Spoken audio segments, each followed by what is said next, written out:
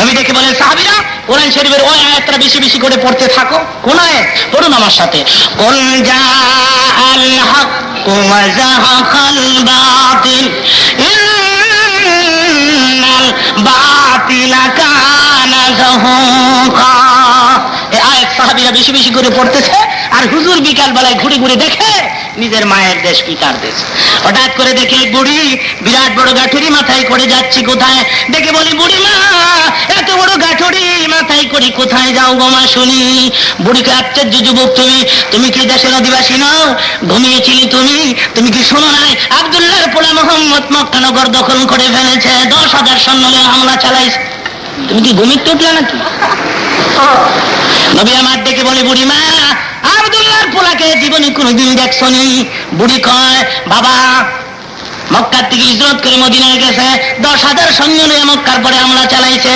মক্কার সাথে সাথে মুখেরা আব্দুল্লাহর পোলার বয়ে পাহাড়ির গুহায় আশ্রয় নেয়। বাপদাদার ধর্মের পরে চুনকালি মারছে। হের চেহারা আমি দেখবো, আল্লাহ যে হের চেহারা না দেয় বাবা। বলেন, গোটা মক্কানগর তখন হুজুরের হাতে, চোখের ইশারা করলে দুলির সঙ্গে মিশে যাবে। নবী আমার ডেকে বলে, মা গো, ও মা, এত বড় গাঠুরি বহন করতে কষ্ট হয় গো মা, আমার মাথায় তুলে দিলে গন্তব্যস্থলে পৌঁছায় দেই। এই আদর্শ রাসূল আমাদের শিক্ষা দিলেন। এগুলো আমাদের কাছে আছে কিনা এরকম? কিছু সংখ্যক লোকেরা হুজুর বুড়ির গাঠুরি মাথায় করে রাসূল পাহাড়ের গুহায় পৌঁছাই দিস, আর আমরা রাত 12টা 1টায় পিস্তল লইয়া, স্ট্যান্ডার লইয়া, চাকু লইয়া রাস্তার কিনারে দাঁড়ায় থাকি। লোকেরা ব্যাগ ভর্তি টাকা লইয়া গেলে পিস্তল টাকাইয়া টাকার ব্যাগ লইয়া বাইতে হইয়া থাকি। আমরা কি কম করি? কুমিল্লা থেকে প্রোগ্রাম করে যাচ্ছি, মেঘনা ফেরিঘাট পাড়ি দিয়ে বড় ব্রিজ পড়ে আইল্যান্ডের কিনারে গাড়ি থামলে 10-12 জন গাড়ি ঘেরাও করে নিচ্ছে। ড্রাইভার বড় চালাক, ড্রাইভার ভাবছে এলাকায় এত ওয়াজ করে মামলা যুক্তিবাদী, আর এলাকার পোলা বাইনি তো ধরছে। গাড়ির ভিতরের বাতি জ্বালাই দিছে। ভিতরের বাতি যখন বালাই দিছে, পোলা বাইন তো চিন্নালাইছে, আমার চিন্নালাইছে। ওটা আমি কি ব্যাপার, রাত এখন 12টা 12:30, আপনার চারদিক দিয়ে ঘেরাও করে সমানভাবে, ব্যাপারটা কি? কয় হুজুর দোয়ার লেগে খার দিছে।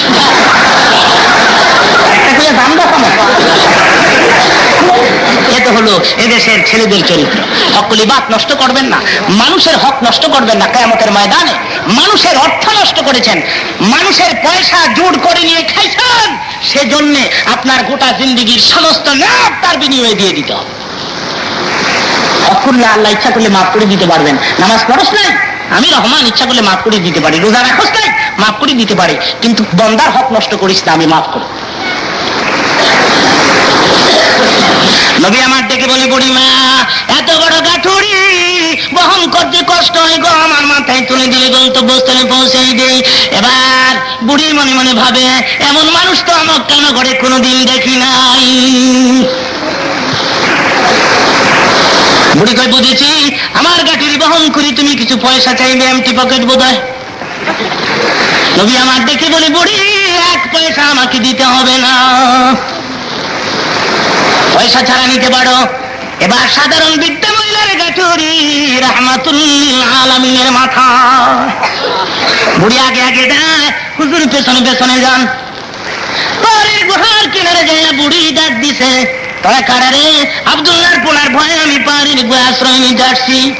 একজন গুহার ভেতর থেকে বের হয়ে ডেকে বলে, বুড়ি গো, যে মোহাম্মদের ভয়ে করতাল্লাম, এ মোহাম্মদের মাথায় গাঠুরি দিয়ে কোন সাহসে পাহাড়ের গুহায় দাঁড়াইবি? বুড়ি আর চোখে পানি রাখতে পারে না, বুড়ির গাল বেয়ে বেয়ে পানির ফোঁটাগুলো ঝর্ণার মতো ঝরে পড়ছে। বুড়ি কাঁদে, একবার নবীর সুন্দর মুখের দিকে তাকায়, আবার পাহাড়ের গুহার ভেতরে তাকায়, কান্দে আর কয়, পাহাড়ের গুহার ভেতরে কারা রে? আয় বের হয়ে আয়। এটাই যদি সত্যিকার মুহাম্মদুর রাসূলুল্লাহ সাল্লাল্লাহু আলাইহি সাল্লাম হয়ে থাকে, খোদার কসম, এই মানুষ কোনদিন মানুষ মারতে পারে না, এই মানুষ কোনদিন মানুষের ক্ষতি করতে পারে না। বাবা গো, আগে কেনে তোমার পরিচয়টুকু আমার কাছে দিলালা, আমি কি বেয়াদবি করতাম?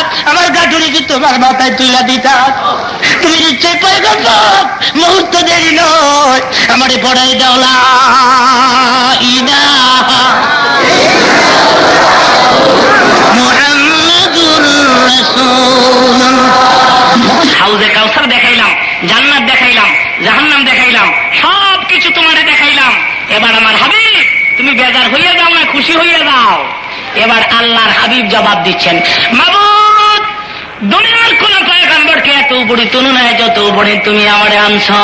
বেশ দেখলাম, জান্নাত দেখলাম, জাহান্নাম দেখলাম, তোমার নূর দেখলাম, তোমার সঙ্গে আলাপ করলাম, সেই জন্য আমি কিছু খুশি হয়ে গেলাম আর বেজার হয়ে গেলাম। দুনিয়ার এতিম উম্মতেরা তো তোমারে দেখলো না। দেখেন এখানে শিখবার অনেক কিছু আছে। মেরাজের প্রথম ধাপে বোরাকের সামনে দাঁড়িয়ে আমাদের ভুললেন না, আর আসার সময়ও উম্মতের কান দাঁড়ি। আজও পর্যন্ত আমি চামড়ার কানের কথা কই না, আরেকটা কান আছে, এই চামড়ার কান না, ওয়ালাহুম আযানুল্লাহ ইয়াসমাউনা বিহা, ওই কানের কথা বলছি। আল্লাহ বলেন আমি কান দিছি, কান দিয়ে তারা শোনে না। এই চামড়ার কান নাকি এটা? ওয়ালাহুম আয়ুনুল্লাহ ইউসিরুনা বিহা, আমি চোখ দিছি, চোখ দিয়ে তারা দেখে না, এই চোখ না,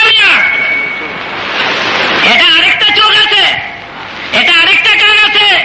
সে কান যদি আপনি হাসিল করে থাকেন তাহলে কানটা কুমিল্লা শহরে থাইকা সে কানটা মদিনার রওজা একটু সেট করেন, একটু ফিট করেন না, ফিট করলে শুনবেন হুজুর এখনো রওজায় বসে বসে উম্মতি উম্মতি করে কাঁদছে।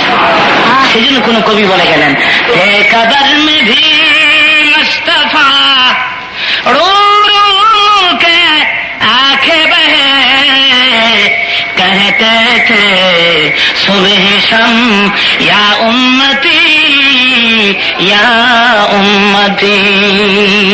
এখন রসুল উম্মতি উম্মতি করে কাঁদতেছেন।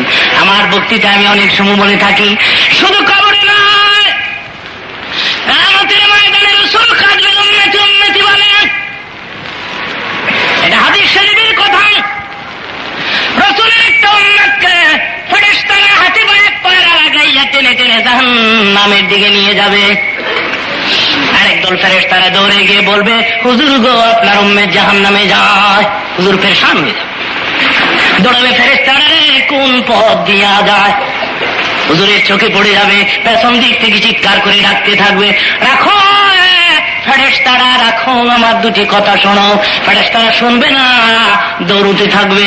আল্লাহ ডাক দিবে, কত বড় ক্ষমতা রে, রাহমাতুল লিল আলামিন ডাকে, চূড়ান্ত বেয়াদবি ফেরেশতারা রে, একটা কদম সামনে গোবার ক্ষমতা আর না। দাঁড়াই যাবে ফেরেশতারা, আল্লাহর হাবিব সামনে দাঁড়াই বলবে, কোথায় নিয়ে যাও? হুজুর মিজানের পাল্লা ওজন করেছি, ওজন হালকা হয়েছে, সেই জন্য জাহান্নামে লইয়া যায়। নবী আমার দিকে বলবেন, ফেরেশতারা মনে কিছু নিও না, আমার চোখের সামনে আরেকবার ওজন করো। হাদিস শরীফ প্রমাণ করেছে, আবার ওজন করতে নিয়ে আসবে। পাল্লায় তুলে টান দিলে পকেটে হাত ঢুকে এক টুকরা কাগজ, মতান্তরে নবী ডান হাতটা উম্মতের পালার পরে রাখি আবার হাতটা সরাবে, টান দিলে দেখা যাবে উম্মতের পালার ওজন বাড়ি হইয়া যায়।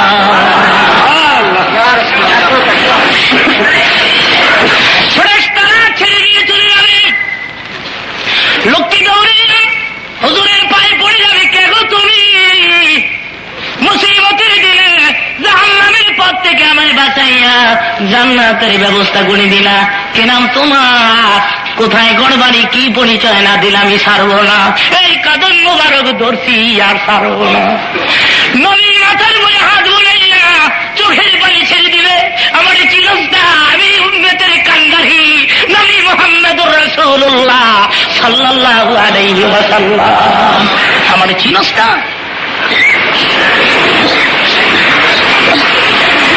আপনারা দেখলেন বাচ্চারা মুরগির উপরে চিংড়ি খাবা মারে, মুরগি পাগল হয়ে যায়, মুরগি মা উড়াল মেরে ওই ছাদের উপরে দাঁড়ায়, গাছের ডালে বসিয়া যায়, জমিনের উপরে নামিয়া পাখা দুইটা উঁচু করে, পাখা দুইটা উঁচু করে, আর উঁচু করিয়া কিচিমিচি রবে বাচ্চাদের ডাকতে থাকে। বাচ্চারা মায়ের পাখার নিচে, বাচ্চারা মায়ের পাখার নিচে আশ্রয় নেয়, আর মা তার ভাষা দিয়ে বুঝাইতে চায় আর বলতে চায়। কি বুঝায়? আর কান্দিস না, আর আর ভয় পাইস না, আমি তোদের মা লাগি, আমি থাকতে একটা সন্তানও ছেলের মুখে ছেড়ে দিব না। নবী আমার দেখে বলেন, কিয়ামতের ময়দান যেদিন শুরু হয়ে যাবে, আর আমার উম্মতেরা পানি পানি বলে যখন চিৎকার মারবে, আমি নবী বাচ্চাওয়ালা মুরগির মতো উড়াল মারব, একটা দৌড় মারব, জাহান্নামের গোড়ায় গিয়ে পড়ে যাব, আবার দৌড় মারবো, আমি বছর পারবো ফুল ছাড়াতে, আর সে আজিমের সার গোড়ায় পড়ে যাবে আল্লাহর হাবিব সেজদায় পড়ে ডাক দিবে, মাবুদ গো আমার তাইফের খুনের বিনিময়ে, তাইফের রক্তের বিনিময়ে আমার এতিম উম্মতগুলি তুমি আজ মাফ করে দাও। জবাব আসবে না। নবী আমার দিকে বলবে, আল্লাহ জবাব যদি তুমি না দাও, উহুদের ভাঙা দাঁত দুটা কোথায়? ভাঙা দাঁতের বিনিময়ে আমার গরিব উম্মত মাফ করে দাও। এভাবে আল্লাহর হাবিব কিয়ামতের ময়দানে কাঁদতে থাকবে, হুজুরের চোখ জড়া পানি, গাল জড়া পানি। যখন আল্লাহ দেখবেন, আল্লাহ ডাক দেবে, বন্ধু হে কাঁদবেন না, ওয়ালাল আখিরাতু খায়রুল লাকা মিনাল উলা। দুনিয়ায় কষ্ট দিয়েছি আমি তোমাদের, দুনিয়ায় বহু কষ্ট করেছো, আখিরাতের ময়দান তোমার কষ্টের নয়। বন্ধু কাঁদবে, এটা আমি আল্লাহ দেখবো, সবুর করবো, এটা হয় না। হাবিব চোখের পানি গুলি মুছে গেলেন, আপনি শাফাআত করতে থাকেন। আজকে শাফাআত করার অধিকার দিলাম, ফাসপা লিমান শিতা, যাকে খুশি তাকে লইয়া বিনা হিসাবে জান্নাতে প্রবেশ করো। জোরে বলেন আলহামদুলিল্লাহ। শাফাআতের অধিকার রাহমাতুল লিল আলামিনকে দাও। এখানেই শেষ নয়, হুজুর কাঁদছেন মদিনাতুল মুনাওয়ারাতে উম্মতের জন্য। কিতাব তার প্রমাণ করেছে, মদিনায় 3 দিন পর্যন্ত রসুলের খবর ছিল না। ওমর ফারুক 3 দিন পরে তরবারি হাতে নিয়ে দাঁড়ায় বলছে, মদিনার মুনাফিকরা, বলো রসুল কোথায়? কিছুক্ষণের মধ্যে যদি রসুলের খবর না দিতে পারো, মদিনার একটা মুনাফিক ওমরের তরবারির আঘাত থেকে বাঁচতে পারবে না। মুনাফিকেরা ভয়ে কাঁপতেছে, উপায় নাই, আমরা তো জানি না, রাসূলের খবর রাখি না, কিন্তু ওমরের তরবারির আঘাত থেকে বাঁচার ক্ষমতা নাই। আবু বকর ডেকে বলে, ওমর তরবারি করো না, রাসূলের তালাশে বের হয়ে যায়। কিতাবে আসছে, পথ চলতে চলতে চলতে চলতে বহু দূরে গিয়ে দেখে কতগুলি উট রাখা, উটের গলার রশিতে হাত দিয়ে দাঁড়িয়ে আছে। আর পাশে দাঁড়ায় আবু বকর ডেকে বলে, রাখালেরা রে, পথ দিয়ে দিনে রসুল যাইতে দেখছ তুমি? ও রাখালেরা বলে, কি নাম তোমাদের? তোমাদের চিনি না, তোমাদের জানি না। আমার নাম আবু বকর, আমার ভাই ওমর। আবু বকর ওমর আল্লাহর হাবিবকে চিনি না, তবে তোমাদের হাতে দড়ি পায়ে দড়ি। এরে আবু বকর, আজকে 3 দিন পর্যন্ত ওই